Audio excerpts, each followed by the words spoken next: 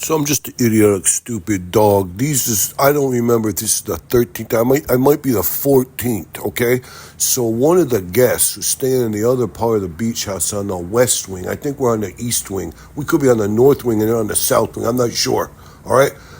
He's a big, bald-headed, ginormous, fat slob. He's a happy-go-lucky ginger. He's bald-headed ginger. We got red hair, straight hair hanging down. Looks like a red-headed Hulk Hogan hairdo. He's got freckles all over himself. 2 days out in the sun, he turns bright orange like Danny Partridge. His freckles coalesce together. We're sitting down there in a lounge chair, me and the man, where he's having a mimosa. I'm like, why are you drinking mimosa? He's like, it's all I could get. I was like, geez, why don't you just go back to drinking bourbon? He says, you can't get a bottle of bourbon around here for less than like $700. I can't drink $700 bourbon unless I'm pulling them out of my own bourbon stores down, in the wine cellars of the manor house. I mean, I was $750.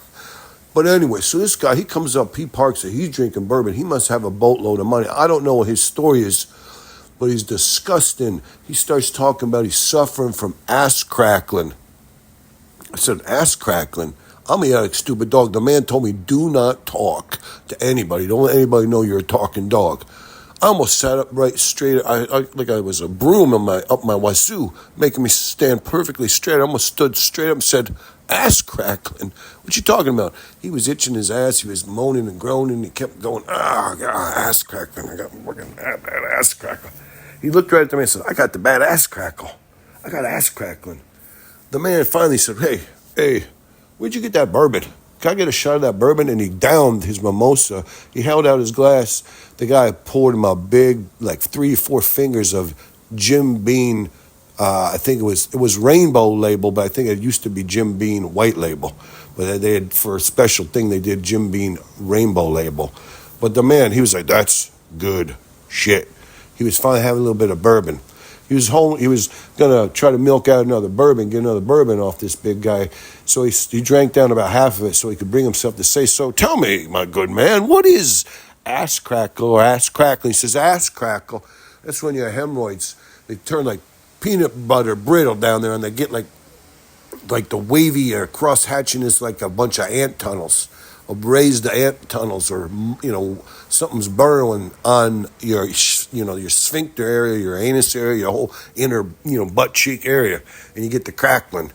It's like hemorrhoids on steroids. It's ass crackling, and I got ass crackle.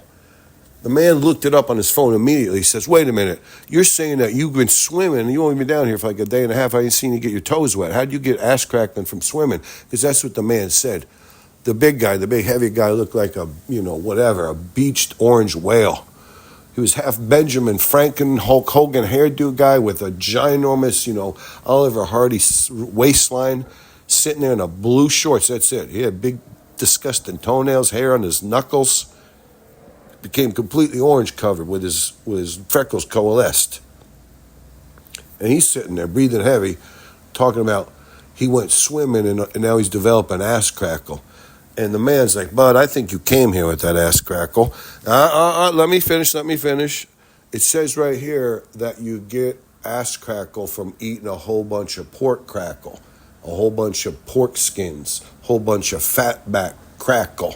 You're drinking a lot of lipids. You're horking down a lot of fat. And that's what's giving you that crackle ass. The man, that big old boy, he stood straight up.